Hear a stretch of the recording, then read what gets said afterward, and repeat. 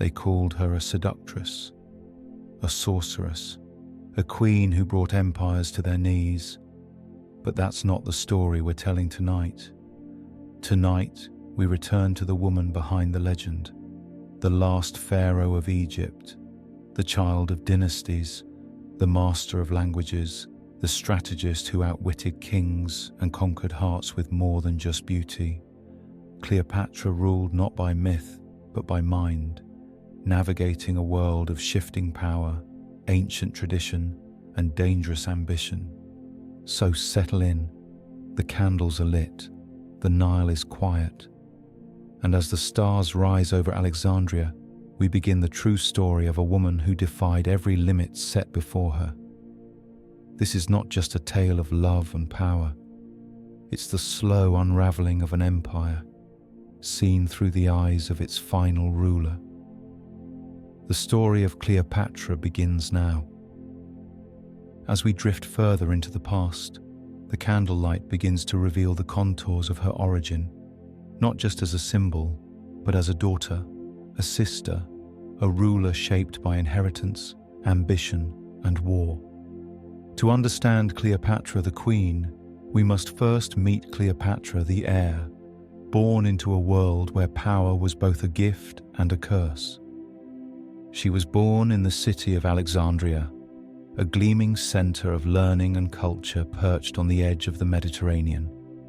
Her father, Ptolemy XII, nicknamed Orleats, or the flute player, was a ruler of mixed legacy. Before his death in 51 BC, he named Cleopatra as his successor, placing her alongside her younger brother, Ptolemy XIII, on the throne. Their joint rule, however, was anything but harmonious. Tensions quickly escalated into open civil war as the siblings vied for sole control of Egypt. Amid this turmoil, the Roman world was facing its own storm. After suffering a crushing defeat at the Battle of Pharsalus in 48 BC, the Roman statesman Pompey fled to Egypt seeking refuge. Once a political ally of Cleopatra's father, he hoped for sanctuary, but instead he was murdered on the orders of Ptolemy XIII, a calculated move meant to win favor with the man who now held Rome in his grip, Julius Caesar.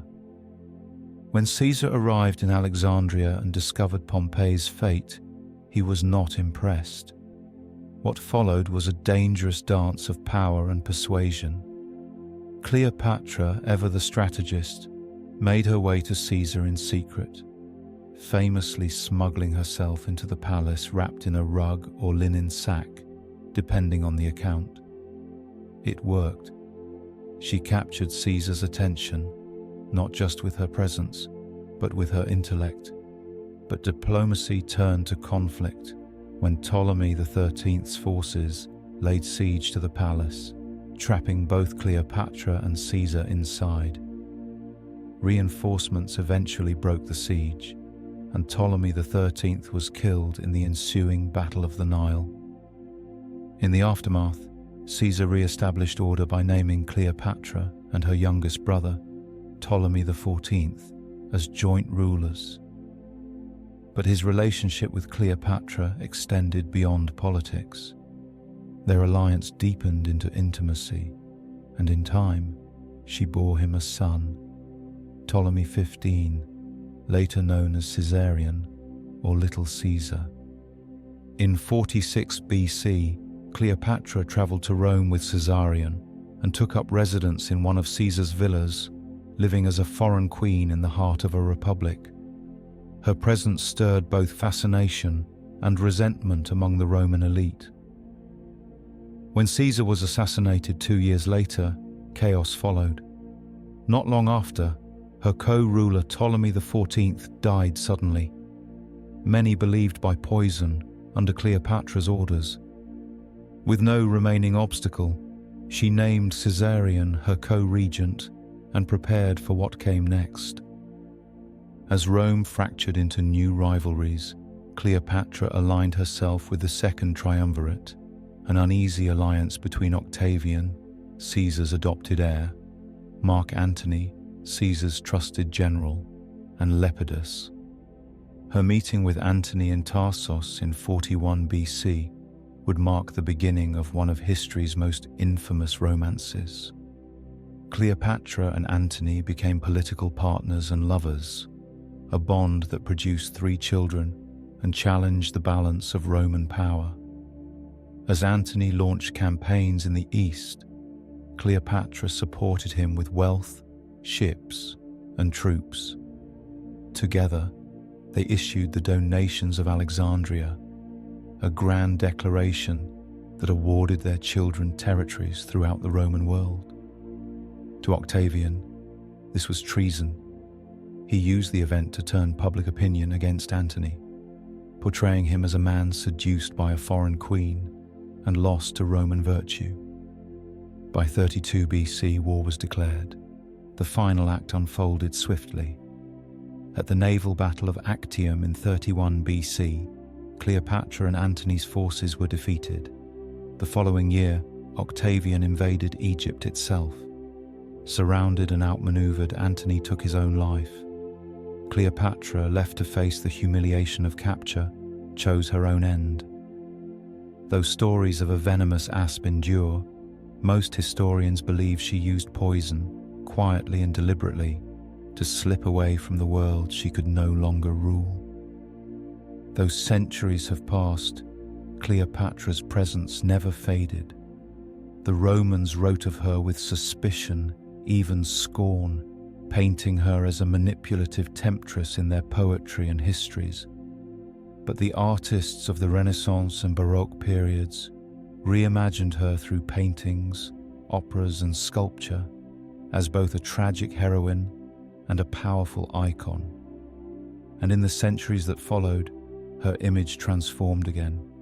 She became a symbol of Egypt's mystique, a fixture in cinema and advertising, her name synonymous with seduction, intelligence, and allure. From marble busts to Hollywood screens, Cleopatra has lived many lives, and each one still stirs something ancient in us. And yet, even before the wars and the legends and the fall of empires, her very name carried the weight of expectation. It was not chosen at random. It was a name shaped by ancestry, by honor, and by the echo of dynasties that came long before her. To understand Cleopatra's story fully, we must begin with what she was called and what that name truly meant. The name Cleopatra, familiar to modern ears through Roman and Hollywood retellings, finds its roots in ancient Greek. Originally pronounced Cleopatra, the name is a fusion of 2 powerful words, kleos, meaning glory, and pater, meaning father. In essence, her name meant glory of the father, a title that honored both lineage and legacy. This wasn't a unique or isolated name in the ancient world. Long before Egypt's last queen bore it, the name Cleopatra had already appeared in Greek mythology, associated with women of strength and nobility, such as the wife of the warrior Meleager and even the sister of Alexander the Great.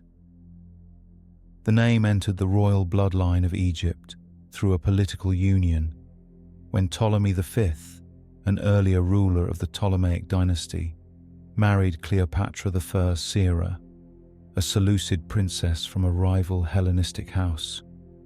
From that moment, the name became more than myth, it became royal tradition. But Cleopatra VII, the woman whose life we are now exploring, gave the name a divine weight. She would eventually take the title Thea Philopatora, meaning the goddess who loves her father, a subtle, sacred way to tie herself to her lineage, to the gods, and to the very foundation of her power. But a name, no matter how storied, does not rise alone. Cleopatra's identity, her education, her values, even her vision for Egypt, was shaped by the strange and fragile world she was born into. To truly understand her reign, we must look beyond her crown and into the crumbling foundation of the dynasty she inherited. The Ptolemies were not native Egyptians. They were outsiders, foreign rulers presiding over a land far older and more complex than their own. Her father, Ptolemy XII, known as Auletes, the flute player, was a monarch caught between two worlds. Like all Ptolemaic kings, he had been crowned in the ancient Egyptian city of Memphis, where tradition demanded ceremony and reverence. But the royal family didn't live there.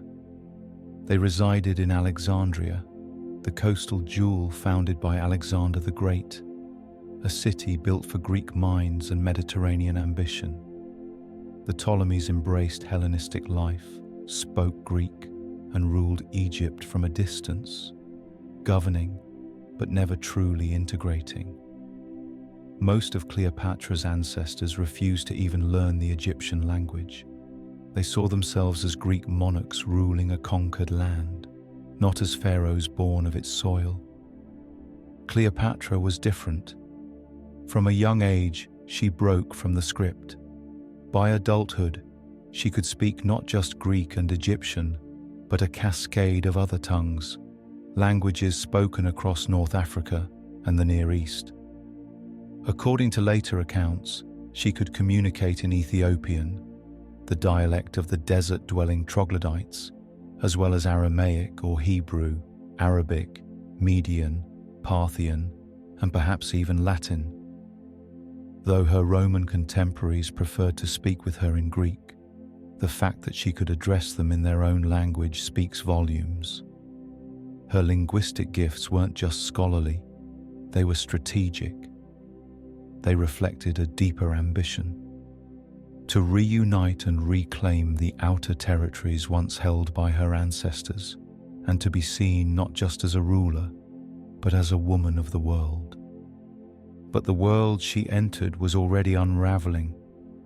Long before Cleopatra ascended the throne, Roman influence in Egypt had taken root. Her grandfather, Ptolemy IX, died in 81 BC and was succeeded by his daughter, Berenice III. Yet opposition to a lone female ruler was swift and ruthless. Pressured by political forces, Berenice married her cousin and stepson, Ptolemy XI, a match arranged by the Roman general Sulla. The marriage was short-lived. Ptolemy XI had her killed within weeks, and the people of Alexandria, enraged by the murder, dragged him from the palace and executed him in the streets. In the chaos that followed, the fragile independence of Egypt teetered on the edge. Several Ptolemies, perhaps including Ptolemy XI or his predecessors, had pledged Egypt to Rome as security for outstanding debts. This gave the Roman Republic legal grounds to claim Egypt outright, but rather than seize the land immediately, the Romans divided the realm, placing Egypt in the hands of Ptolemy, the 12th Auletes, Cleopatra's father, and awarding the island of Cyprus to another royal relative.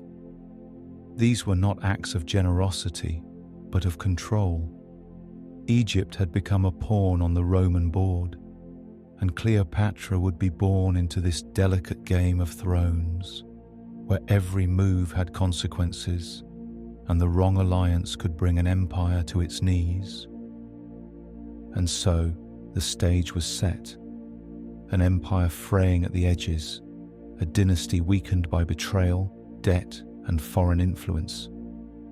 But amid the shifting sands of power, a child was born, a girl who would grow not just to inherit Egypt, but to redefine what it meant to rule it. Her life would begin quietly, far from the thunder of history that would later follow her name. Cleopatra VII came into the world in the early months of 69 BC, born to Ptolemy XII, the embattled ruler of Egypt. The identity of her mother remains uncertain. Most historians believe it was Cleopatra V Tryphena, the king's wife, though some accounts confuse her with Cleopatra VI, a mystery tangled by the inconsistencies of ancient records. What is known is that Cleopatra had an older sister, Berenice IV, born of that same union. Soon after Cleopatra's birth, her mother vanishes from the official chronicles, fading from history as quietly as she had entered it. In the years that followed, Ptolemy XII would have 3 more children: Arsinoe IV, Ptolemy XIII, and Ptolemy XIV, born during the absence of his queen. This absence would shape more than just family dynamics. It placed Cleopatra in a unique position, older than her brothers, more educated, and likely more politically aware from an early age. From childhood, she stood apart. Her early education was rigorous and steeped in the traditions of Hellenistic scholarship. She was tutored by a man named Philostratos, who taught her the art of rhetoric, persuasive speech, and classical philosophy, the intellectual tools of any capable Greek monarch. It's believed she studied within the Museum of Alexandria, that great complex of thought and discovery that housed the legendary Library of Alexandria. Surrounded by scrolls, scholars, and centuries of accumulated knowledge, Cleopatra's mind was sharpened not just for rule, but for survival. In the shadows of palace halls and sunlit courtyards of marble and gold, the young queen was being shaped, quietly, deliberately, into one of the most formidable women the ancient world would ever know. As Cleopatra stepped into her studies under the shadow of the great library, her homeland was shifting under the weight of forces far beyond her control. Her father's reign, uneasy, extravagant, and fraught with external pressure, was both a lesson and a warning. What happened next would shape Cleopatra's view of power, diplomacy, and betrayal for the rest of her life. In the years leading up to Cleopatra's adolescence, her father, Ptolemy XII, found himself walking a tightrope between loyalty to Rome and survival at home. By 65 BC, whispers in the Roman Senate had begun to speak openly of annexing Egypt. The wealthy Roman censor Marcus Licinius Crassus pushed hard for it, followed by the tribune Servilius Rullus. Though both proposals were rejected, the warning was clear. Ptolemy knew that in the eyes of Rome, Egypt was no longer a sovereign kingdom. It was a prize. To buy himself time and favor, he sent gifts, money, and loyalty to the most powerful men in Rome. First to Pompey during his campaigns in the east, and later to Julius Caesar when he rose to the position of consul. But his desperate generosity came at a cost. Lavish tributes emptied Egypt's coffers, forcing Ptolemy to borrow heavily from a wealthy Roman banker named Gaius Rabirius Postumus, a debt that would later haunt his children. In 58 BC, disaster struck the royal family. The island of Cyprus, long considered part of the Ptolemaic domain, was seized by Rome under accusations of piracy. Ptolemy's brother, the ruler of Cyprus, chose suicide over exile. Ptolemy remained silent in public, a decision viewed by his people as cowardice and betrayal. Already unpopular for his oppressive taxes and economic mismanagement, the king's image was shattered. The people rose up, and Ptolemy XII was driven from Egypt by force. He fled first to Rhodes, then to Athens, and eventually sought refuge at the villa of Pompey in the hills outside Rome. It's believed that Cleopatra, then a girl of about 11, traveled with him during this time, a formative journey that exposed her to the inner workings of Roman power and corruption. As he languished in exile, his daughter Berenice IV seized the throne in Alexandria.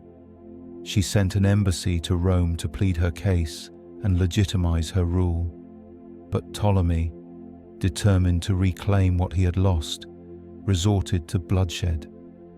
With the help of loyal Roman allies, he had the members of her embassy quietly murdered, a crime conveniently buried by those who supported his return. Yet Rome hesitated. The Senate refused him military support, forcing him to seek shelter elsewhere. By the end of 57 BC, he had left the capital behind and taken up residence at the Temple of Artemis in Ephesus, waiting for another opportunity. That opportunity came not through diplomacy, but through debt and desperation. His Roman creditors wanted him back on the throne, if only to collect what he owed.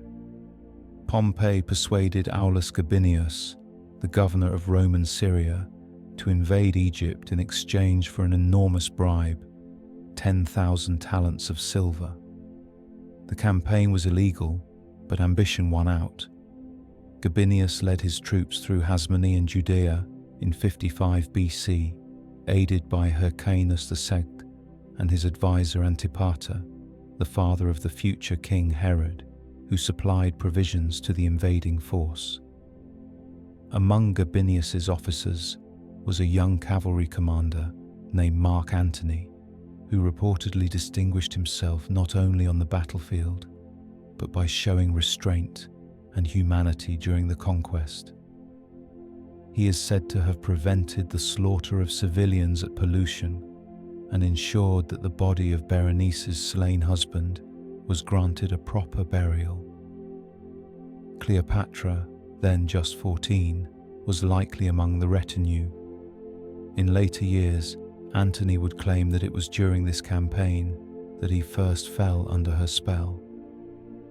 Ptolemy XII was restored to power, but the price was steep. The general who helped him, Gabinius, was later tried in Rome for abusing his authority. Though acquitted on one charge, he was convicted for accepting bribes and exiled, only to be recalled years later by Caesar himself.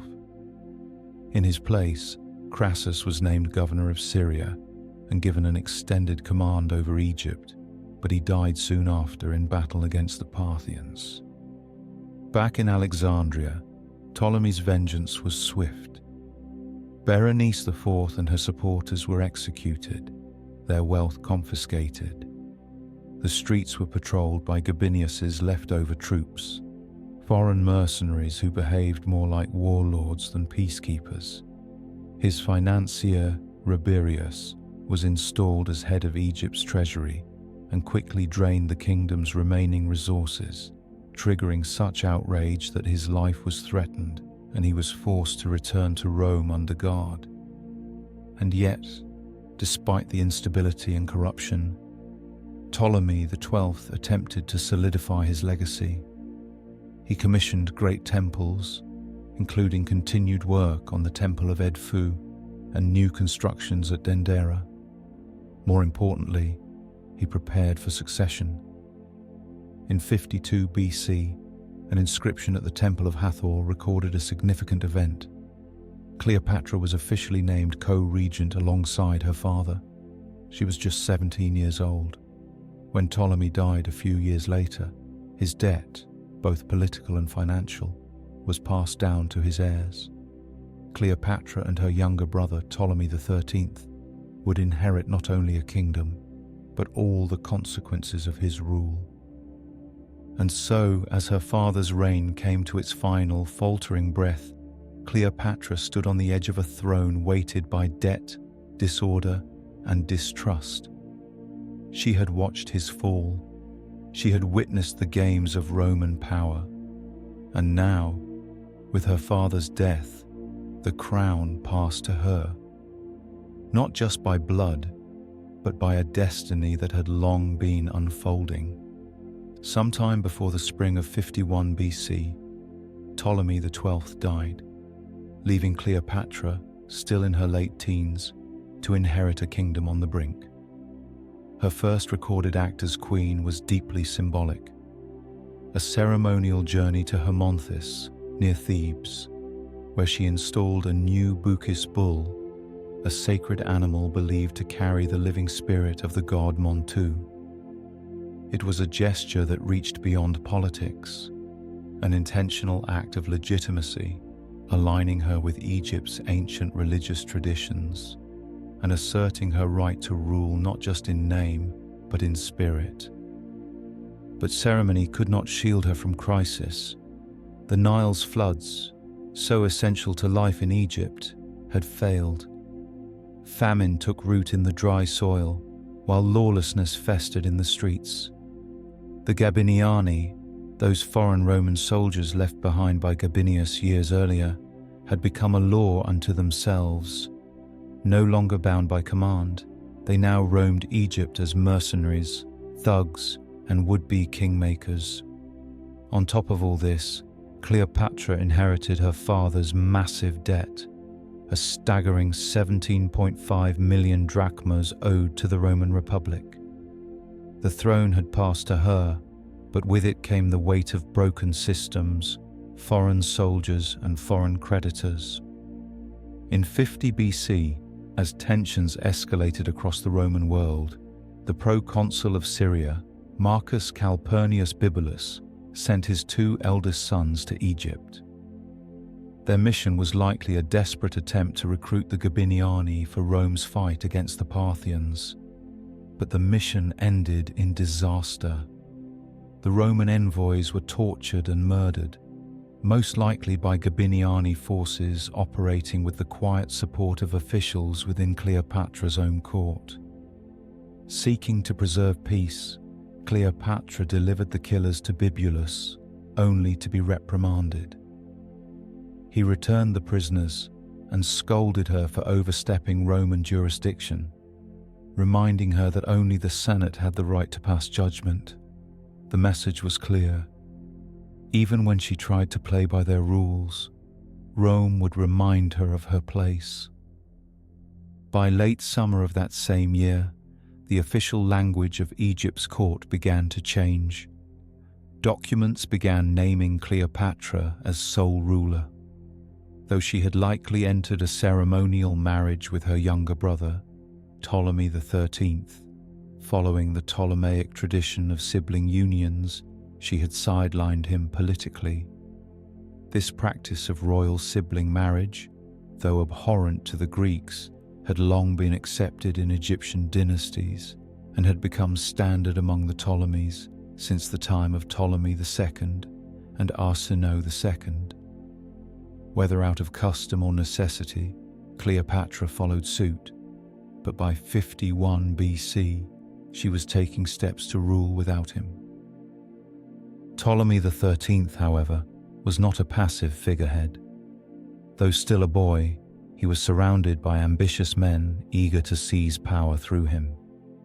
Chief among them was Pothinos, his regent and former tutor, an influential eunuch who controlled much of the young king's estate and decisions. He was joined by Achillas, a military commander with influence over the armed forces, and Theodotus of Chios, another of the boy's educators. This trio worked swiftly to isolate Cleopatra and elevate Ptolemy XIII in her place. It seems Cleopatra briefly attempted to forge an alliance with her youngest brother, Ptolemy XIV, but the tide was already turning. By the autumn of 50 BC, Ptolemy XIII's name began to appear before hers in official proclamations, a subtle but unmistakable signal that power was slipping from her hands. By early 49 BC, he had declared the start of his own reign. A storm was gathering, and Cleopatra, though still queen, would soon find herself pushed to the margins of the very kingdom she had fought to hold. With her brother's grip on Alexandria tightening and powerful men aligning against her, Cleopatra's reign was rapidly unraveling. She had once walked the marble corridors of the palace as Egypt's sovereign queen, but now she stood at the edge of exile, watching her kingdom slip away. Yet fate, ever a silent architect, was already moving pieces far beyond Egypt's borders, and one man's desperate escape from Rome would soon collide with her struggle for power, changing the course of history. In the summer of 49 BC, civil war had erupted across the Roman Republic. Julius Caesar had crossed the Rubicon earlier that year, defying the Senate and declaring war on Pompey, his former ally turned rival. As Caesar advanced, Pompey and his followers fled to Greece, regrouping for battle. While Cleopatra and her forces continued their bitter fight against Ptolemy XIII inside Alexandria, an unexpected visitor arrived, Pompey's son, Gnaeus Pompeius, seeking military support on his father's behalf. In what may have been their final cooperative decree, Cleopatra and her brother agreed to the request, sending 60 ships and 500 soldiers, including hardened Gabiniani mercenaries. The gesture not only upheld Egypt's alliance with Rome, but also helped reduce the kingdom's staggering debt. But no favor was enough to change her fate in that moment. Overwhelmed by her brother's advancing forces and the shifting loyalties within Alexandria, Cleopatra was forced to flee. She retreated south to Thebes, far from the court she once ruled, but her exile would not last long. By the spring of 48 BC, Cleopatra and her younger sister Arsinoe IV had traveled to Roman-controlled Syria. There she began assembling an army, an invasion force to reclaim her throne. By the time she returned to Egyptian soil, her brother's army had already fortified key positions, blocking her path to the capital. So she established her camp near Pelusium in the eastern Nile Delta, preparing to strike. Meanwhile, the Roman civil war reached its breaking point. On August 9th, 48 BC, Caesar and Pompey met in a decisive battle at Pharsalus in Greece. Caesar emerged victorious, leaving Pompey's forces shattered. With few options left, Pompey fled across the Mediterranean in search of refuge. He chose Egypt, believing the Ptolemaic court, long familiar and once friendly, would grant him safety and support. But the boy king's advisors had other plans. Ptolemy XIII, still locked in his conflict with Cleopatra, saw danger in hosting the defeated Roman general. Allowing Pompey to rebuild his forces in Egypt could draw Caesar's wrath and drag the kingdom deeper into Roman conflict. So a plan was devised, quiet, calculated, and treacherous. At Pelusium, just off the Egyptian coast, a message was sent to Pompey, inviting him to land. He arrived by ship, trusting in old alliances. But as he stepped ashore, he was ambushed and murdered, stabbed before he could even speak. His severed head was embalmed and presented as a trophy to Julius Caesar, who arrived in Alexandria days later and took up residence in the royal palace. But Caesar was not impressed. Instead of gratitude, he responded with horror. The death of his former ally, his son-in-law, was not a victory in his eyes, but a dishonorable act. He called for both Cleopatra and Ptolemy XIII to lay down their arms and reconcile. What had begun as a domestic struggle between siblings had now become entangled with the fate of the Roman world, and Caesar, the most powerful man in that world, had just stepped into the heart of Egypt's civil war. The streets of Alexandria were no longer quiet. One brother lay dead in the Nile, another ruled from the palace, and Cleopatra waited, exiled, watched, and underestimated. But power has a way of shifting when ambition meets opportunity. And with Caesar now in Egypt, the tide of her story turned once more.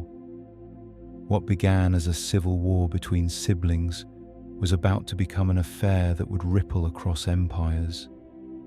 When Caesar arrived in Alexandria, he expected to find peace, his presence alone a warning to the young Ptolemy XIII to disband his army and obey.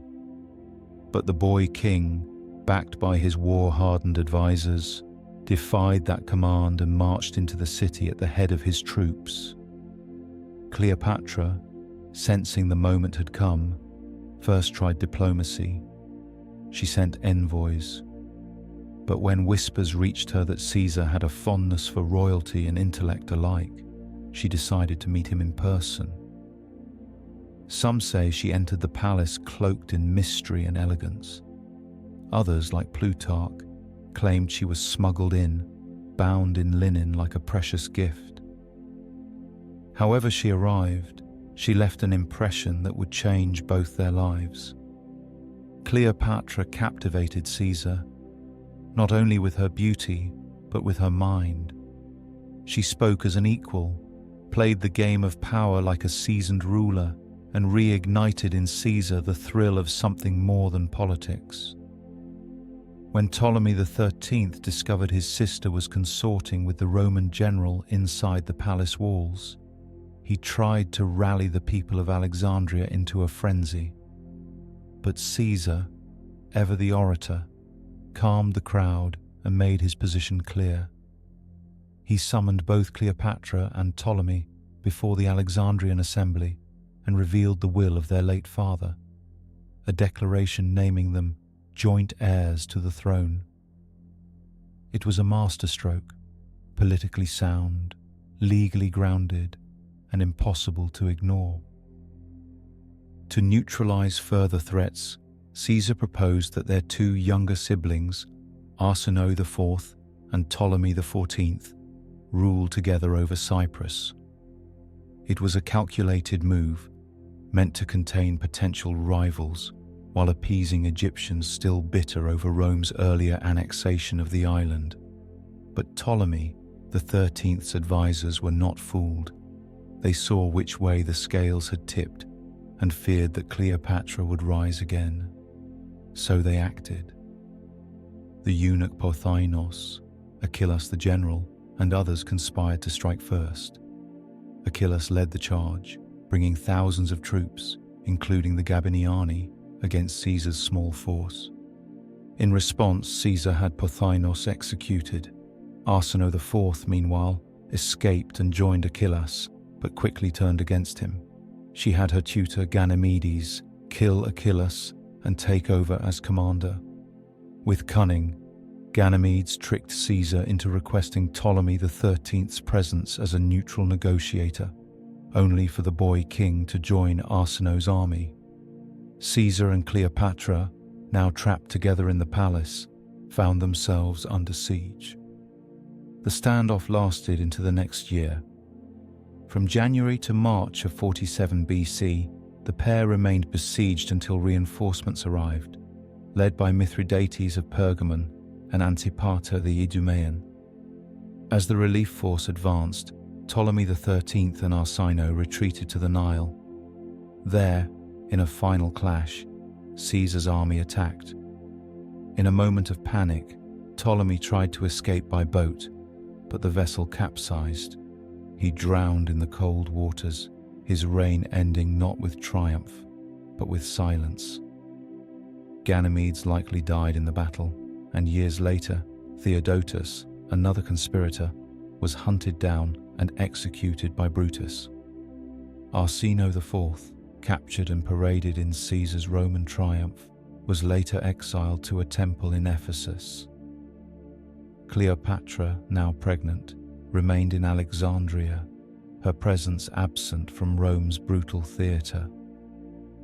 Behind palace walls, she carried Caesar's child, her son, who would be called Caesarion. Though Caesar never publicly acknowledged the boy, Cleopatra made no secret of his paternity. The child symbolized more than an affair. It was a living claim to both Egyptian and Roman power. To prevent a repeat of her sister Berenice's fate, Caesar named Cleopatra's younger brother, Ptolemy XIV, as co-ruler. The boy was just 12. But in truth, Cleopatra held the reins of power, while continuing her private relationship with Caesar. The pair reportedly took a cruise down the Nile, marveling at temples and monuments that whispered of Egypt's ancient past. Some accounts speak of a grand pleasure barge, the Thalamigos, outfitted like a floating palace, gliding through waters older than Rome itself. Whether legend or truth, the story paints a portrait of two rulers, one born of Alexandria's stone and sand, the other of Rome's steel and ambition, drifting through a land neither fully controlled. By April of 47 BC, Caesar departed Egypt to address unrest in Anatolia. With Calpurnia, his Roman wife, still in the picture, his continued presence alongside Cleopatra would have stirred scandal.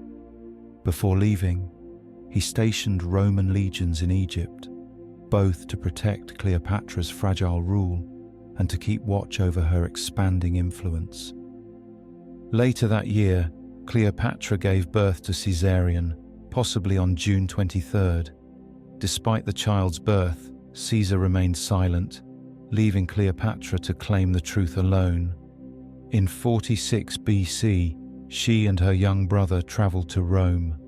There they stayed in Caesar's villa, just across the Tiber, and were granted the status of official allies of the Roman people. But their presence stirred mixed feelings. Cicero, ever the voice of Roman suspicion, described Cleopatra as arrogant. Still, her court played an unseen role in Roman affairs. One of her scholars, Sosigenes of Alexandria, assisted Caesar in creating the Julian calendar, a system that would endure long after Caesar's death. A golden statue of Cleopatra was even placed in the temple of Venus Genetrix, linking her image to the divine mother of Rome, and by extension, to Caesar himself.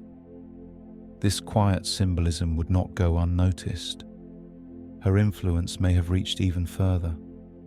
At the Lupercalia festival, just a month before Caesar's assassination, Mark Antony attempted to crown him with a diadem, a crown. Caesar refused, but the gesture sent a message. To the Roman people, to the Senate, and perhaps even to Cleopatra herself, it signaled what might come. But Rome was not ready. On the Ides of March, 44 BC, Caesar was assassinated. Cleopatra remained in Rome for weeks after, hoping that Caesarion would be recognized as his heir, but Caesar's will named Octavian, his grandnephew, as successor.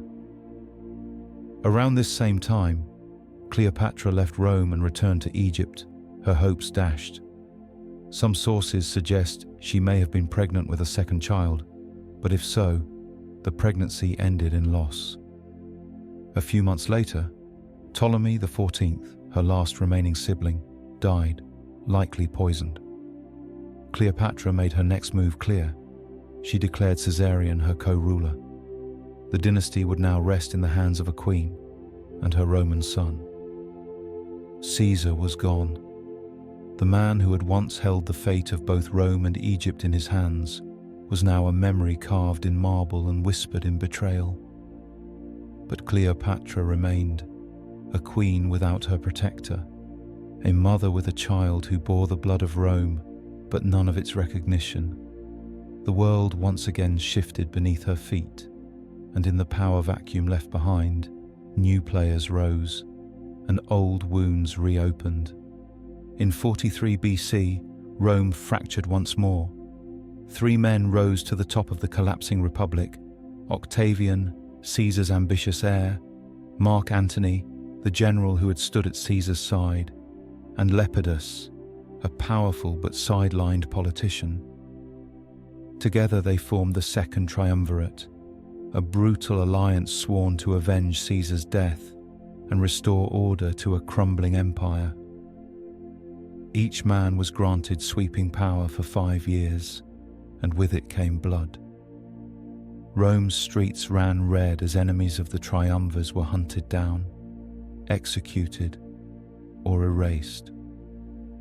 From her palace in Alexandria, Cleopatra watched this new order take shape. She received messages from both sides of the brewing conflict. On one end, Gaius Cassius Longinus, one of Caesar's assassins, sent word requesting her support. On the other, Publius Dolabella, a loyalist to Caesar and Rome's proconsul in Syria, asked for aid in resisting the very men who had spilled Caesar's blood. Cleopatra's choice would carry immense weight. In a calculated move, she responded to Cassius with a carefully worded excuse, citing domestic unrest as a reason for her inability to help, while secretly sending the 4 legions Caesar had left in Egypt to support Dolabella. But fate once again intervened. Cassius intercepted the troops in Palestine and claimed them as his own. To complicate matters further, Cleopatra's own governor in Cyprus, Serapion, betrayed her. He defied her authority and delivered ships to Cassius. Cleopatra, undeterred, personally set out with her fleet to support the triumvirs, attempting to sail for Greece. But the Mediterranean had its own judgment to offer. Her ships were ravaged by storms, and she arrived too late to effect the fighting. By the fall of 42 BC, it was over. Mark Antony had crushed the forces of Brutus and Cassius at the Battle of Philippi. Both men, once hailed as defenders of the Republic, died by suicide. The last of Caesar's killers were gone. In the aftermath, the Roman world was split like a fractured mirror. Octavian controlled the West, Antony ruled the East, and Lepidus, though still technically part of the alliance, had become little more than a shadow. In the summer of 41 BC, Antony established his base in Tarsos, in Anatolia. There, amid the scent of war and politics, he summoned Cleopatra, sending her multiple letters, none of which she answered. But Antony was nothing if not persistent. He sent a trusted envoy named Quintus Dellius, who finally convinced the queen to come. Cleopatra understood this was more than a formal meeting. It was a moment to reclaim power, protect her throne, and perhaps begin something far more personal. She did not arrive quietly. Sailing up the Kidnos River aboard the Thalamigos, her grand pleasure barge, Cleopatra transformed her entrance into theatre. The ship shimmered with gold and purple sails, scented with exotic perfumes, and staffed by attendants dressed as gods. For 2 nights, she hosted Antony and his officers in decadent banquets beneath the stars. It was more than opulence. It was strategy. She captivated the general the same way she once had Caesar, not only with beauty and luxury, but with command, charisma, and calculated grace. During their time together, she cleared her name. She made it known that her intentions had always been to aid Dolabella, not Cassius. Her supposed betrayal had been nothing more than a misreading of events, and Antony believed her. So thoroughly, in fact, that he agreed to carry out 2 long-standing acts of vengeance on her behalf. First, he ordered the execution of her exiled sister, Arsinoe IV, who had once risen against her and been spared by Caesar.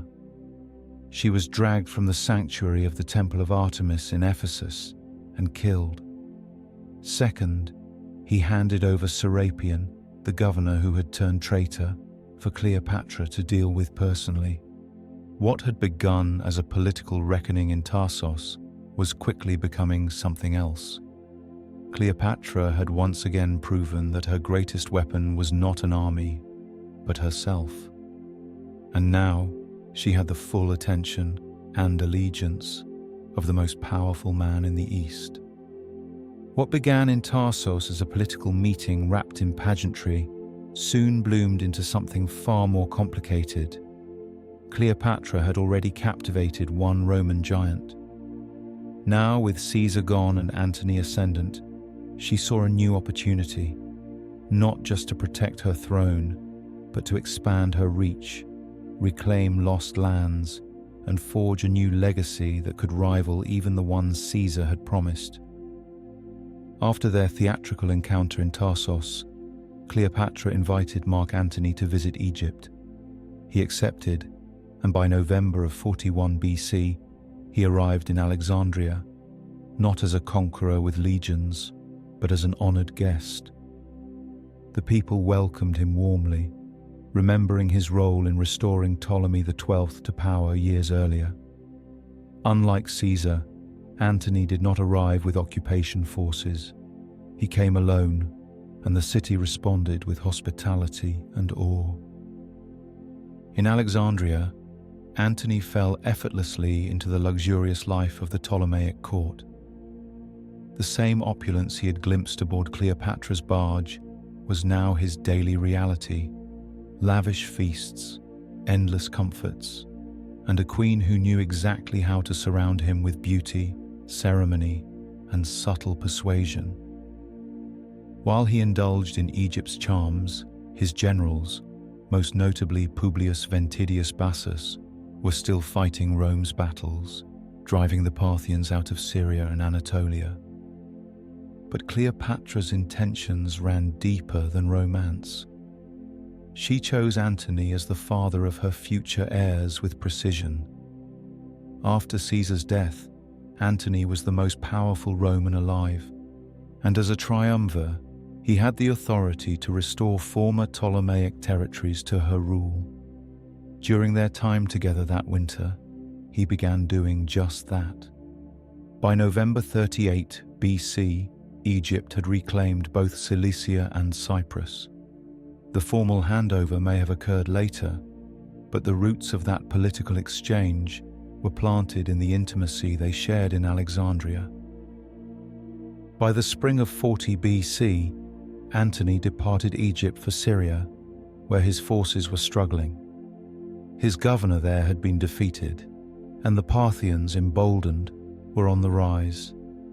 Cleopatra provided him with 200 ships, part tribute, part payment for the lands he had returned to her. After this, they would not meet again for 3 years. Still, their correspondence continued.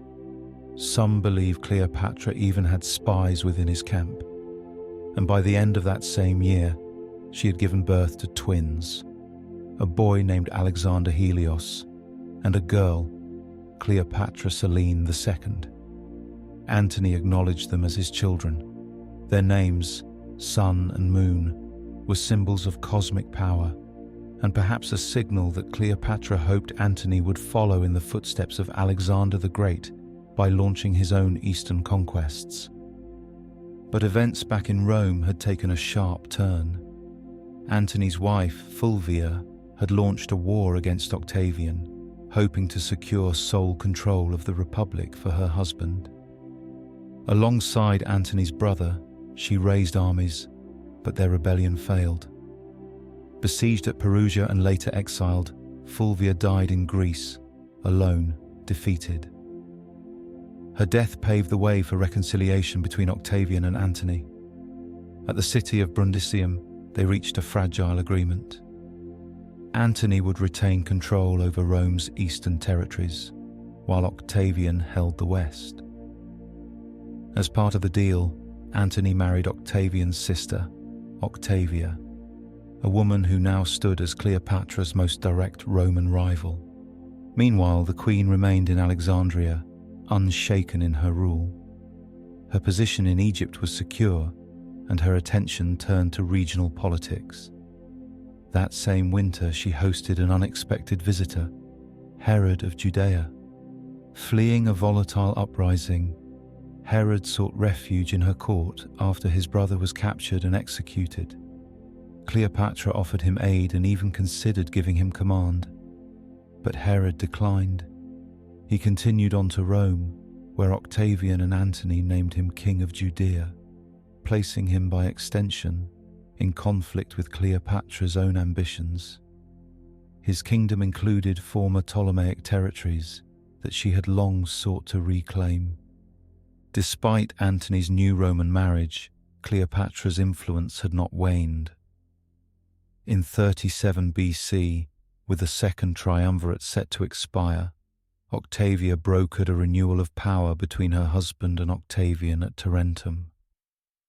Antony then travelled to Antioch to prepare for war against the Parthians, and he summoned Cleopatra to join him. She brought her twins, now 3 years old, to meet their father, likely the first time he had seen them since their birth. It was also in Antioch that their names, Helios and Selene, were likely formalized as part of their shared vision for a renewed Eastern Empire. To support his ambitions and stabilize the region, Antony dramatically expanded Cleopatra's domain. Territories long lost to Rome were returned, nearly all of Phoenicia except Tyre and Sidon, parts of Syria, the ancient city of Ptolemais, and stretches of Palestine, including Jericho, which she later leased to Herod. Cleopatra was also granted lands from the Nabatean kingdom along the Red Sea, coastal cities in Libya, and holdings in Roman Crete. Though still nominally Roman, these gifts enriched her power and symbolized her rising status as a queen not just of Egypt, but of an entire Eastern realm. She celebrated this transformation by declaring the dawn of a new era, even going so far as to double date her coins in 36 BC, a public statement that her reign had entered a new chapter. But not everyone celebrated with her. In Rome, Octavian seized upon Antony's generosity to a foreign queen as evidence of betrayal. Statues of Octavia and Livia, his wife, were raised in the Forum to challenge the golden likeness of Cleopatra that still stood, erected years earlier by Caesar himself. The stage was being set for a final confrontation, not just of armies, but of symbols, ideologies, and empire. Later that year, Cleopatra joined Antony on his journey east toward Parthia. Though she turned back before the invasion, likely due to pregnancy, her commitment to his vision remained. By summer, she had given birth to a third child, Ptolemy Philadelphus, her second son by Antony. But Antony's Parthian campaign was a disaster. Betrayed by his Armenian allies and ill-prepared for the terrain, he lost tens of thousands of men, more than Crassus had at Carrhae. Shattered and humiliated, Antony withdrew to Berytus, where he drank heavily and licked his wounds. Cleopatra soon arrived, not to scold or condemn, but to provide funds, supplies, and clothing for his broken army. She took him back to Alexandria, where he finally met his newborn son. Together they began to regroup, but the balance of power was shifting once again, and the eyes of Rome were now fixed on Egypt. Antony returned to Egypt not in triumph but in recovery. His eastern campaign had ended in disaster, his army weakened, his reputation shaken. Yet at Cleopatra's side, amid the marble courts of Alexandria, he found refuge and resolve. As Rome's political stage grew more volatile by the day, Cleopatra and Antony began orchestrating something far more ambitious than recovery. They were no longer playing defense. Now, they were preparing to shape the world. In 35 BC, Antony began planning another campaign, this time not against Parthia directly, but against their ally Armenia. As he made his preparations, Octavia, Antony's Roman wife and Octavian's sister, travelled to Athens with a force of 2,000 troops. Officially, it was to support her husband. But behind the gesture was Octavian's deeper intent: to embarrass Antony in the eyes of the Roman people, to cast him as a man who had traded a loyal Roman wife for an Eastern queen. Antony accepted the soldiers, but sent Octavia word to remain in Athens. He and Cleopatra sailed once more to Antioch, only to abruptly abandon the military campaign and return to Alexandria. Back in Rome, Octavian seized on the optics. He painted Octavia as the patient, wronged woman, and used Antony's absence and his closeness with Cleopatra to stoke public resentment. Behind the scenes, Octavian was consolidating power. He had already defeated Sextus Pompeius and neutralized Lepidus, placing the once mighty triumvirate under house arrest. Now, with Antony increasingly isolated in the east, Octavian moved to define the narrative. Meanwhile, Antony made his own bold moves. In 34 BC, he sent his envoy Dellius to negotiate a marriage alliance with the Armenian king, offering his and Cleopatra's son, Alexander Helios, as groom. When the offer was refused, Antony launched a military invasion, captured the royal family, and returned to Alexandria in theatrical glory. There, he staged his own version of a Roman triumph, dressed in Dionysian robes, riding through the city in a golden chariot, presenting the Armenian king in chains before Cleopatra. While Rome was scandalized, Alexandria reveled in the spectacle. Cleopatra, seated on a golden throne above a silver dais, welcomed him like a goddess. What followed was one of the most extraordinary political performances in ancient history. In a public ceremony held at the Gymnasium, Cleopatra appeared dressed as the goddess Isis. Antony stood beside her, and together they presented a vision of a new world order. Cleopatra was declared Queen of Kings, and her son Caesarion, born of Julius Caesar, was named King of Kings. Their children were assigned grand titles and territories. Alexander Helios was made king of Armenia, Media, and Parthia. Little Ptolemy Philadelphus was named king of Syria and Cilicia, and Cleopatra Selene was given Crete and Cyrene. Some believe that during this ceremony, Antony and Cleopatra were formally married, solidifying their union, not just romantically, but politically and theologically.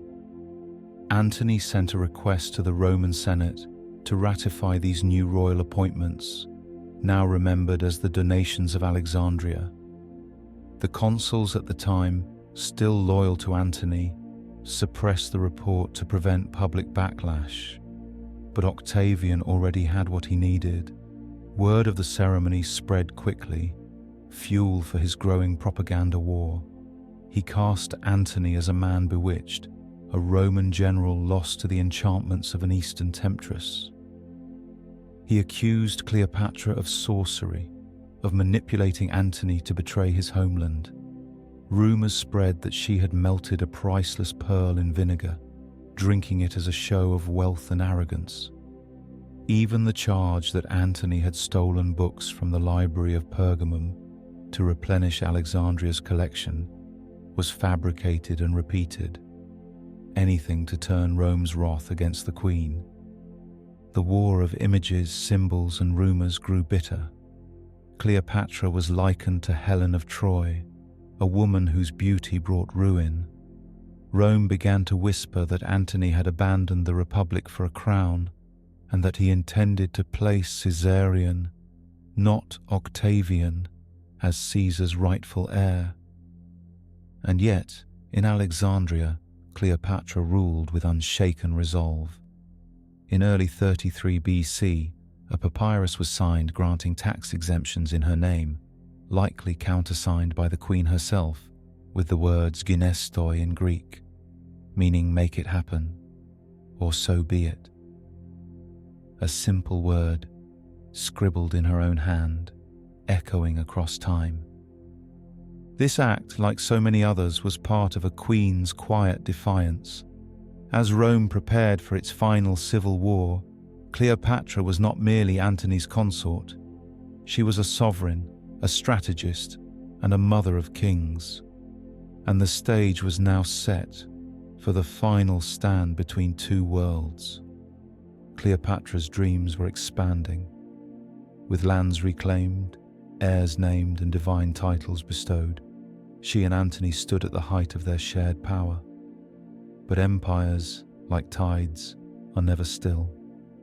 As their influence grew in the east, so too did Octavian's in the west. And what began as whispered propaganda and political maneuvering soon erupted into a final and irreversible break.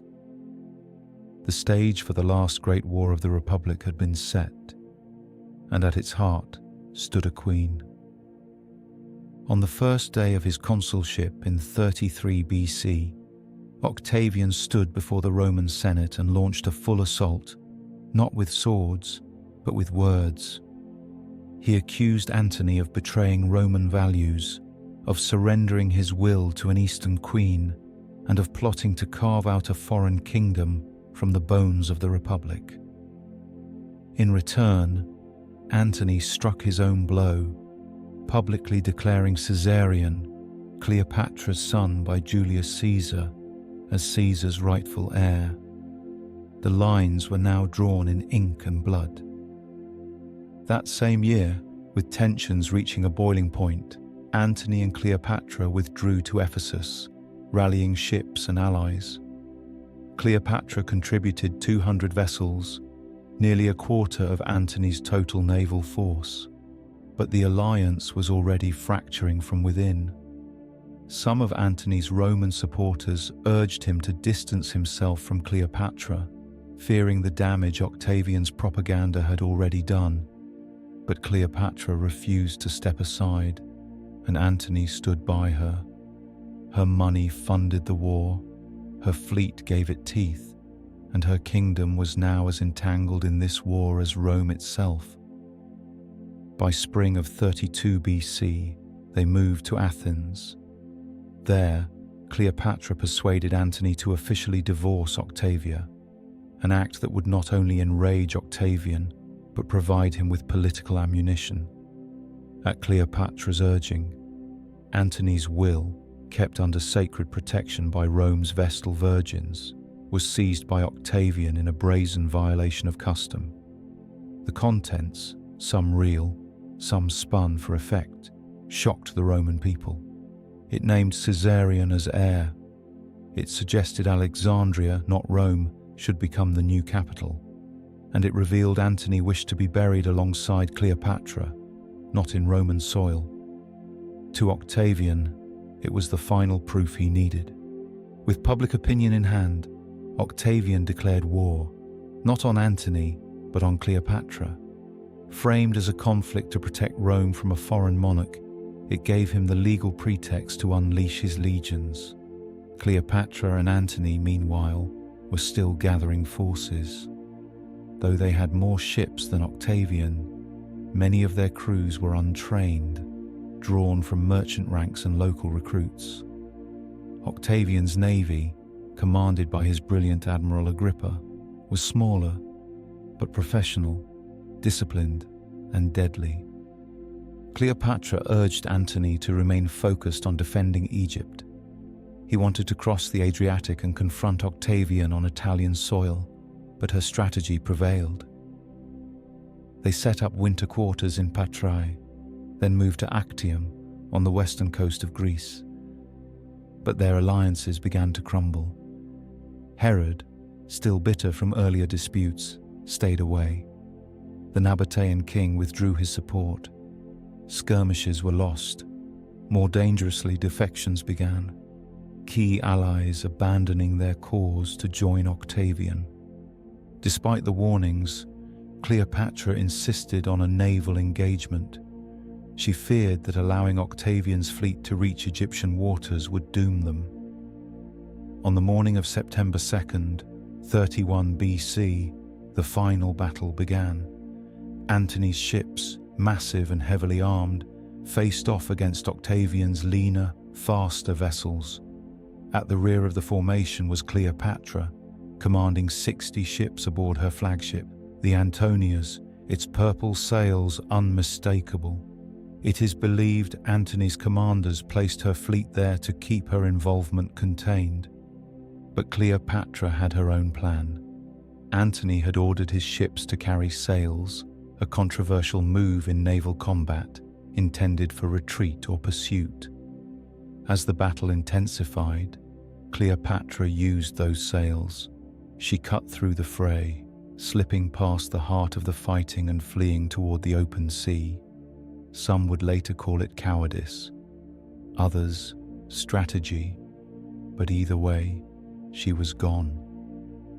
Moments later, Antony broke away and followed her. He found her ship, its purple sails catching the wind, and boarded in silence. For 3 days, the two sailed together, heading toward Tainaron, the southern tip of Greece. It's said they did not speak. Antony kept to himself, stunned, until Cleopatra's attendants urged him to break the silence. Back at Actium, the battle raged on without them. By dawn the next day, it was over. Most of their fleet was captured. Their armies surrendered. Even their allies, kings and generals, began pledging loyalty to Octavian. What had begun as a war for power had ended in retreat. Cleopatra and Antony had escaped with their lives, but little else. Behind them, Rome had already begun rewriting the story and their legend. They had gambled everything, a kingdom, a legacy, and love itself. And now the ships had burned, the allies had scattered, and the tide had turned for the final time. As the winds of defeat blew them home, Cleopatra and Antony returned not to victory, but to the quiet, unraveling end of a dynasty. What followed was not a fall, but a slow, aching descent, dignified, defiant, and unforgettable. After fleeing the wreckage of Actium, Cleopatra and Antony landed in Egypt at Paritonion. From there they parted ways, Antony to Cyrene in a final attempt to raise troops, Cleopatra to Alexandria, where she tried to contain the fallout by spreading false news of victory. But even the queen's famed cunning could not stop the truth from reaching her people. The illusion cracked, and behind it loomed rebellion and despair. In Cyrene, Antony's hopes were crushed when his appointed governor, Lucius Pinarius, received word of Octavian's triumph before Antony's messengers arrived. Pinarius executed the messengers and surrendered his 4 legions to Octavian. Devastated by the betrayal, Antony nearly took his own life, but was stopped by his officers. He returned to Alexandria and withdrew into seclusion, building a small, grim retreat on the island of Pharos. He called it the Timonean, named for the philosopher Timon of Athens, who hated all mankind. Meanwhile, Cleopatra began to plan for a future that no longer included Antony. By late 31 BC, she was preparing to abdicate in favor of her son, Caesarion. She imagined leaving Egypt behind, sailing down the Red Sea, perhaps to India, to start anew. But even those hopes were dashed. Her fleet, meant to carry her to freedom, was destroyed, burned on the advice of Octavian's agents. Trapped, she turned her focus inward and began negotiating directly with Rome. Messages were sent to Octavian, offering treasure, exile for Antony, and protection for her children. Octavian responded only to her. She even threatened to set fire to her tomb and destroy herself and her riches unless terms were reached. Octavian sent a diplomat, Thyrsos, who advised her to betray Antony.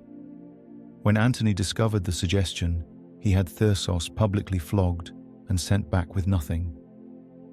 In the spring of 30 BC, Octavian marched on Egypt. His general Cornelius Gallus advanced from the west, defeating Antony's forces, while Octavian himself took Pelusium and moved swiftly toward Alexandria. In a final flicker of resistance, Antony won a brief victory near the city's hippodrome. But it was fleeting. On August 1st, his navy surrendered.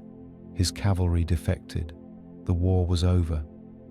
Cleopatra locked herself in her mausoleum with only her most trusted servants. She sent word to Antony that she had taken her life. In despair, he fell on his sword. Still breathing, he was carried to her tomb, where he died in her arms, asking only to be remembered as a man who had died with honor. She was captured soon after, her tomb breached by Roman soldiers under the command of Gaius Proculeius.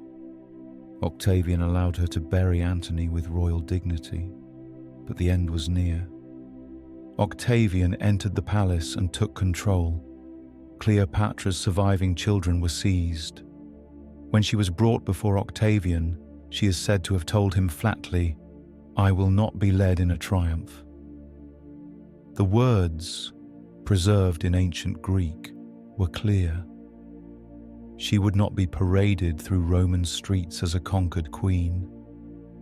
But Octavian had no intention of granting her autonomy. When a spy revealed that she and her children would soon be taken to Rome, Cleopatra made her final decision. On August 12th, 30 BC, she took her own life. Whether by poison, a hidden blade, or the legendary bite of an asp, the exact method remains unknown.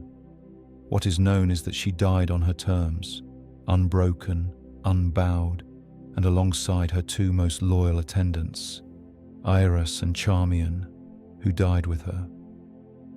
Octavian was reportedly furious. He had hoped to parade her as a prize. But in death, as in life, Cleopatra remained elusive, never conquered, never silent. He allowed her to be buried with Antony, side by side, as she had wished. Her son Caesarion was sent away, hidden in Upper Egypt. Perhaps the plan was to escape to Kush, or even beyond, but Octavian lured him back with promises of safety. Within weeks, the boy was executed. He was just 17. With his death, the last thread of Ptolemaic blood was cut, and the kingdom of Egypt became a Roman province.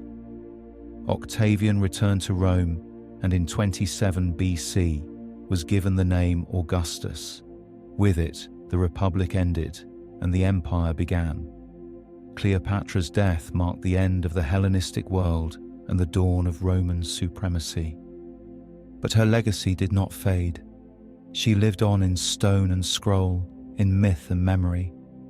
To some she was a villain, seductress, schemer, manipulator. To others a visionary, a ruler, a mother, a queen. To history, she was all of these and more. And so ends the story of Cleopatra, the last pharaoh of Egypt, a woman born into power, tested by empire, and remembered for eternity. Her death marked the end of a dynasty, but her reign, what she built, what she protected, what she ruled, was something far greater than scandal, war, or legend. Before the ships burned, before Rome turned its gaze, Cleopatra had already shaped her world with intellect, strength, and an unwavering sense of sovereignty. To understand her fully, we must look not only at how she died, but how she ruled. Cleopatra was more than a queen in title. She was a monarch in the truest sense. Like the Macedonian rulers before her, she governed Egypt and its territories, including Cyprus, with absolute authority. In her realm, she was both the law and its interpreter. She issued decrees, set policies, and oversaw the machinery of a kingdom that had weathered centuries of foreign rule and internal fracture. Yet Cleopatra's power wasn't confined to politics. She was also the supreme religious figure in her land, leading ceremonies for both Egyptian and Greek gods, bridging two ancient worlds through sacred ritual and symbolism. Her commitment to religion and architecture was not just ornamental. She personally oversaw the construction of new temples, honoring both Egyptian deities and the gods of the Hellenistic tradition. She even built a synagogue for Egypt's Jewish population, an acknowledgement of the diverse faiths within her borders. Among her most symbolic projects was the Caesareum of Alexandria, a grand temple dedicated to Julius Caesar. Not just a lover, but a political patron whose image became divine within her court. Cleopatra's rule extended deep into the practical life of her people. At the beginning of her reign, When Egypt was gripped by famine and the Nile's waters failed to rise, she opened the royal granaries and distributed food to the starving. She was hands-on in governance, addressing crises herself instead of retreating behind the throne. Modern studies have even suggested that volcanic eruptions may have triggered the droughts during this period, introducing yet another force she had to battle to keep her kingdom alive. Her economy, like much of the ancient world, operated under a command-style structure. Though idealized in theory more than realized in practice, Cleopatra's administration sought to regulate trade and production. Price controls were established, state monopolies enforced, and strict rules were put in place to keep peasants in their fields during planting and harvest seasons. Foreign currencies were fixed to exchange rates, and tariffs shaped Egypt's role in Mediterranean commerce. But despite these efforts, the financial strain of war, tribute, and diplomacy took its toll. Facing mounting expenses and shrinking resources, Cleopatra took a step seen often in times of hardship. She debased the currency. Silver and bronze coins were produced in abundance, but unlike earlier Ptolemaic rulers, she minted no gold. Even her coinage told the story of a ruler adapting to survive. And yet, each coin bore her image, not as a passive consort, but as a sovereign.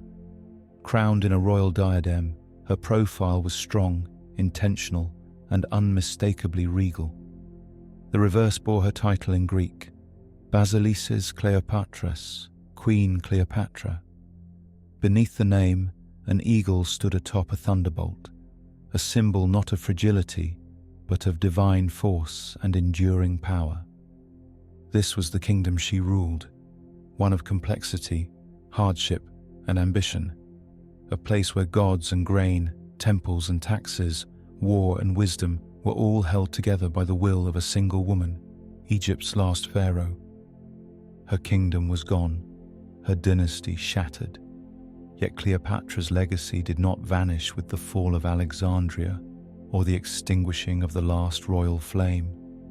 In quiet corners of the empire, her name endured, in marble, in blood, and in the children she left behind.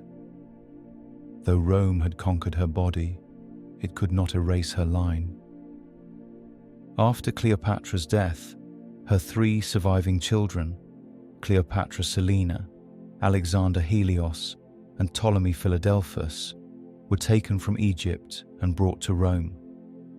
They were placed under the care of Octavia, the dignified and politically shrewd sister of Octavian, and once the wife of their father, Mark Antony. In 29 BC, the twins, Selene and Helios, were paraded through the streets of Rome during Octavian's triumph, a brutal spectacle that celebrated their parents' defeat. Draped in the finery of foreign royalty, they were shown not as honored guests, but as symbols of Rome's total victory over the East. What happened to the two boys remains a mystery. After the triumph, the historical record falls silent. But Cleopatra Selene's story continued. In a move both diplomatic and symbolic, Octavia arranged for Selene to marry Juba Tsaum, the scholarly son of a defeated North African king. His father, Juba I, had been a staunch ally of Pompey and had died resisting Caesar. His son, raised in Rome as both a hostage and an heir, was educated among the empire's elite. Their wedding, held in 25 BC, bound the last living daughter of Cleopatra to the new Roman world. Augustus installed them as rulers of Mauritania, a kingdom that now served as a Roman client state. They transformed the ancient city of Isle into a new capital, renaming it Caesarea in honor of their benefactor. But beneath the Roman titles and allegiance, Selene wove her mother's legacy into the fabric of her rule. She surrounded herself with artists, philosophers, and administrators from Alexandria. She filled her court with echoes of Egypt and Greece, and when she bore a son, she named him Ptolemy, in open defiance of history's erasure. Selene died around 5 BC. When Juba passed away nearly 3 decades later, their son inherited the throne. But his reign was brief. In 40 AD, Emperor Caligula had Ptolemy of Mauritania executed, perhaps for daring to mint his own coins or wear royal symbols without imperial permission. With his death, the last known blood heir of Cleopatra's house was gone. And yet, the legend did not end. Centuries later, Queen Zenobia of Palmyra, who defied Rome in the 3rd century AD, would claim descent from Cleopatra. Even as late as 373 AD, an Egyptian scribe named Petasernufe wrote of overlaying a figure of Cleopatra with gold, proof that her image still held sacred power in the eyes of her people. She had been called queen, lover, goddess, and threat. But in the end, Cleopatra became something far more enduring, a myth. Her legacy survived not only through her children and their kingdoms, but through the countless ways her story would be told, retold, and transformed across time. But while her children carried forward fragments of her dynasty, and distant queens claimed her bloodline in rebellion or glory, the image of Cleopatra herself, what she stood for, who she truly was, fell into the hands of her enemies, and history, as it so often does, was not written by those who lost. The vast majority of what survives about Cleopatra's life comes not from Egypt, but from Roman pens. Nearly 50 ancient sources from the Roman world mention her, yet many do so only in passing. Brief references to her death at Actium, to her final moments, or to the scandal Rome made of her. Far from offering the complex portrait she deserved, most Roman accounts reduced her to a trope: dangerous, foreign, feminine power wrapped in silk and perfume. The truth was something more, but Rome rarely had patience for nuance. Still, within the ruins of propaganda, a few voices preserved more.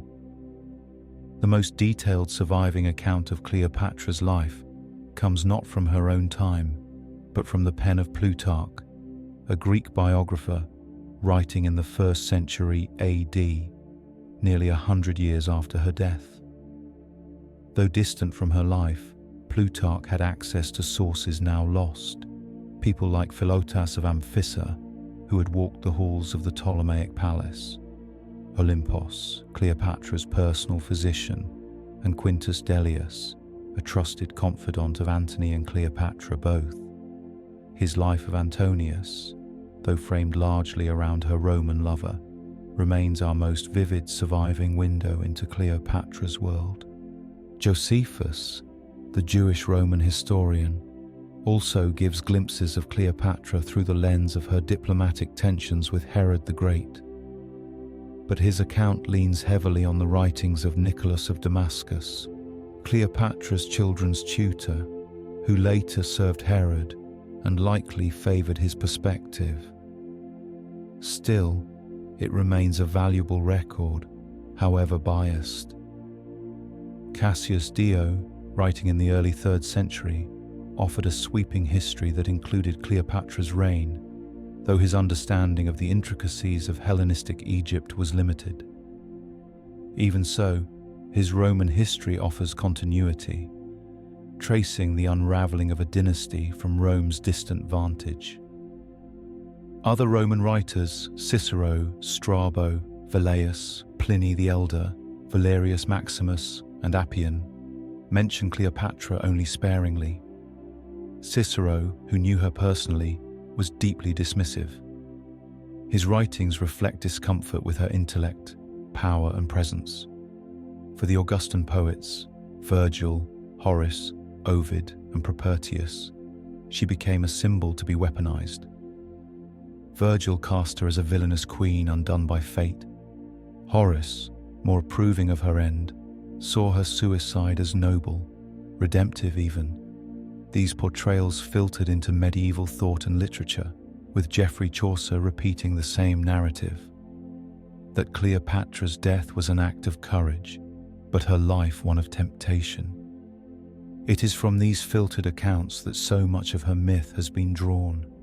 The seductive queen, the dangerous foreigner, the femme fatale who brought down great men. These were Rome's inventions, crafted not from truth, but from politics. Her gender especially shaped how she was remembered. Powerful women were rarely written about as strategists or sovereigns. Instead, they were either reduced to temptresses or erased. Even modern historians for centuries inherited these distortions. The 20th century classicist Ronald Syme once argued that Cleopatra was of little real importance to Caesar, and that Octavian's propaganda had overinflated her legacy. But the irony is clear. If she truly held no power, why then did an entire empire go to such great lengths to discredit her? Cleopatra had only two confirmed lovers, Julius Caesar and Mark Antony, the two most powerful men of her time. Her relationships were not distractions, they were diplomacy. In a world where survival depended on alliances, Cleopatra did not act carelessly. She acted to protect her throne, her son, and her people. Even Plutarch, ever measured in his assessments, noted that Cleopatra's allure came not from beauty alone, but from brilliance, her voice, her wit, her presence. She captivated not because she wore a crown, but because she knew how to wield it. For centuries, the pen had shaped her story. Roman historians had cast her in shadows, some vilifying, some romanticizing, few understanding. But even as words distorted or erased her, another medium preserved her in silence: art. In marble, in metal, in carved stone and fading relief, Cleopatra's image endured, not as myth or slander, but as presence, still, watching, unmoved by opinion. Across the ancient world, artists rendered Cleopatra in styles that reflected both her multicultural identity and her sovereign power.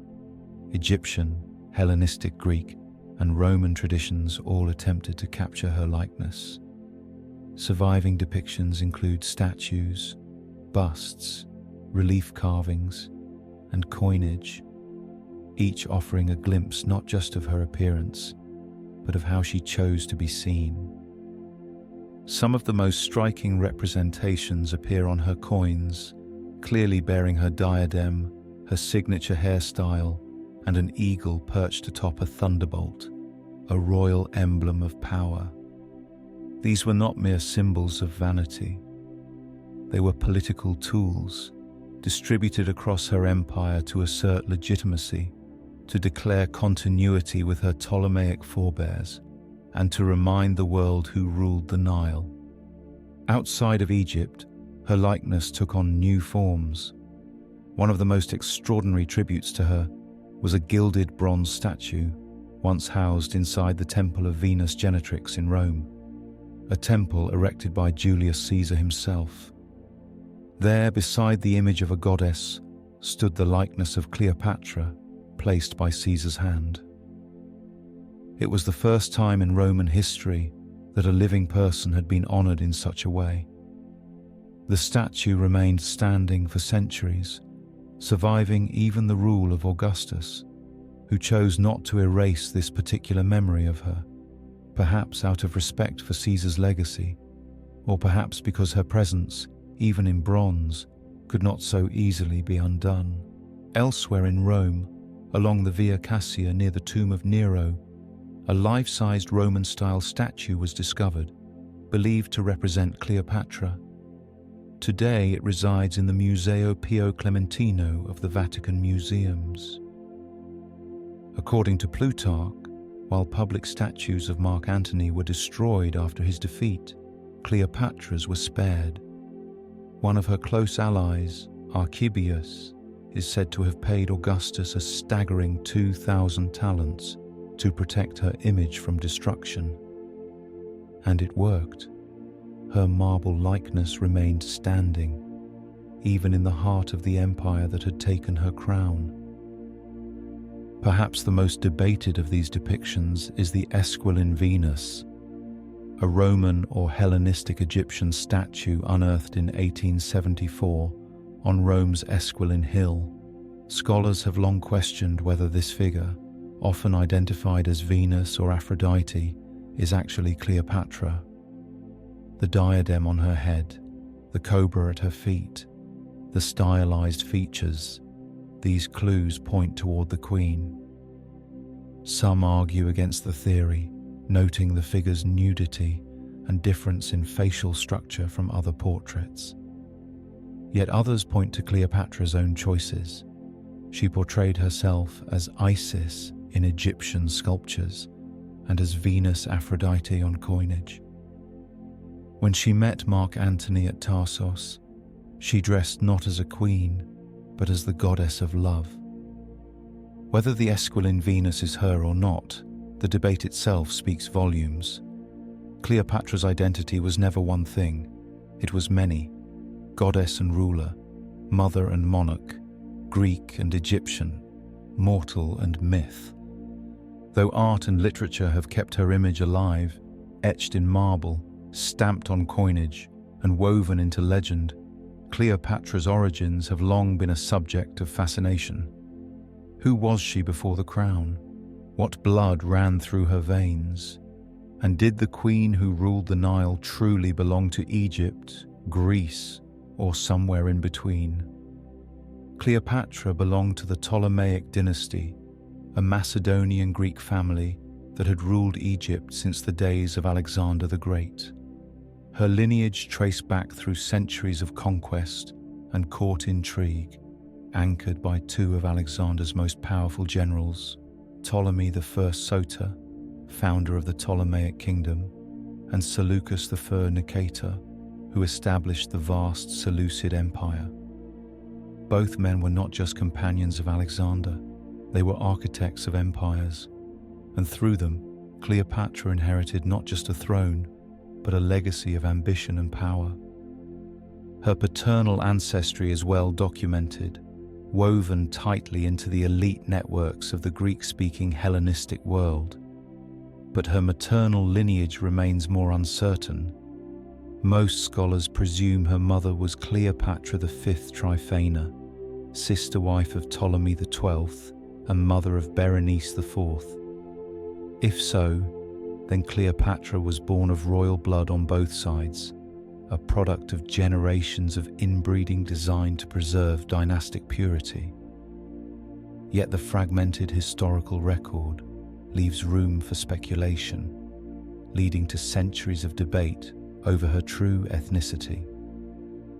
One potential introduction of non-Greek heritage into the Ptolemaic line came from Cleopatra the Firmsira, an earlier queen. Through her mother, Laodice III, she inherited Persian ancestry from the Mithridatic dynasty of Pontus. Her father, Antiochus III the Great, descended from Queen Apama, a noblewoman from Sogdiana in Central Asia. If this ancestry was passed down through the generations, Cleopatra VII may have carried a small thread of Persian blood alongside her dominant Greek heritage. Still, most scholars agree that the Ptolemies did not intermarry with native Egyptians. Historian Michael Grant notes that only one Egyptian mistress is known in the dynasty's long history, and no Egyptian queens. Cleopatra herself, likely identified as Greek, was educated in the Greek tradition and ruled with the full authority of a Hellenistic monarch. Stacy Schiff, among others, has emphasized this, describing Cleopatra as a Macedonian Greek. with a slight trace of Persian ancestry, rooted firmly in the elite culture of the Eastern Mediterranean.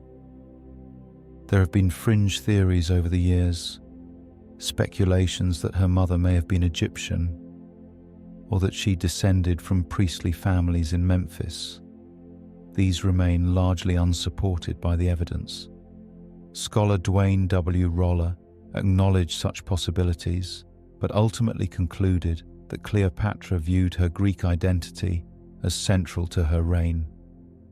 Ernley Bradford echoed this view, writing that Cleopatra faced Rome not as an exotic figure from the Nile, but as a highly educated, cosmopolitan Greek queen. Importantly, even Roman propaganda, which spared little in its efforts to vilify her, never questioned Cleopatra's legitimacy. Only the geographer Strabo, writing decades after her death, hinted that the children of Ptolemy the 12th born, after Berenice IV, might have been illegitimate. But no official challenge to Cleopatra's right to rule was ever issued in her lifetime. Like so much of her story, Cleopatra's ancestry is a blend of fact and uncertainty, royal design and historical omission. What is clear is that she came from a world of dynastic marriages, sibling unions, and careful inheritance. Her bloodline was as political as it was personal. Whether she saw herself as Greek or Egyptian, or both, Cleopatra stood at the crossroads of civilizations, and she ruled them as one. And so even her blood was a crossroads, Greek, perhaps Persian, perhaps more. Her body carried the weight of empires and the mystery of lineage, carefully preserved, strategically concealed, and endlessly debated. But for Cleopatra, ancestry was never just about inheritance. It was about meaning, identity, legacy. She was born into a world that demanded she prove her right to exist, every day, on every throne, in every room where power refused to make space for a woman. And she did. Cleopatra lived in a world that wanted to define her, that called her names long before it understood her mind. A world where her voice had to be sharper than a blade, her gaze stronger than any king's decree. And somehow she endured, not just as a ruler, but as a myth so vast it escaped the grasp of history itself. She was not perfect, nor did she pretend to be. She made alliances that failed. She trusted the wrong men. She gambled with armies and fell in love at the edge of war. But in a world designed to erase women like her, Cleopatra left a mark too deep to bury. She ruled one of the richest, most complex kingdoms in the ancient world, and she did it with a precision, intellect and presence that unnerved even Rome.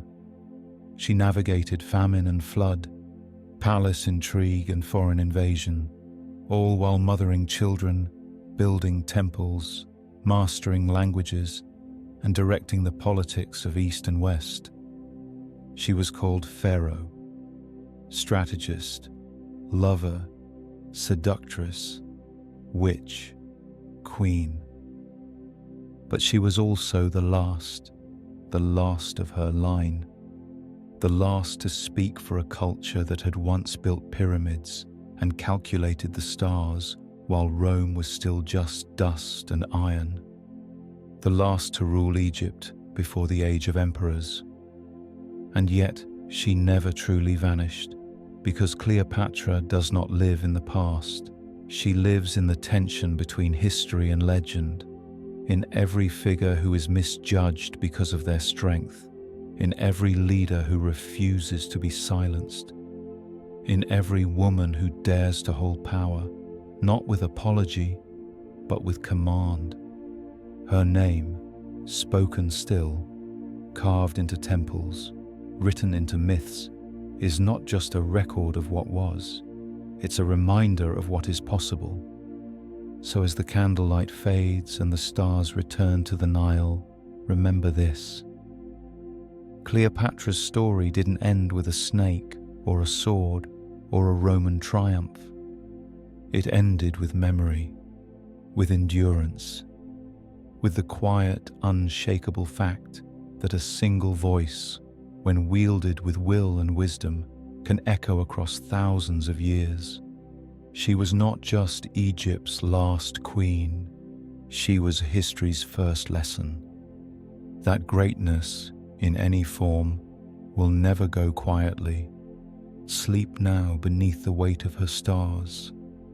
Rest in the shadow of her throne, and know that even now Cleopatra reigns.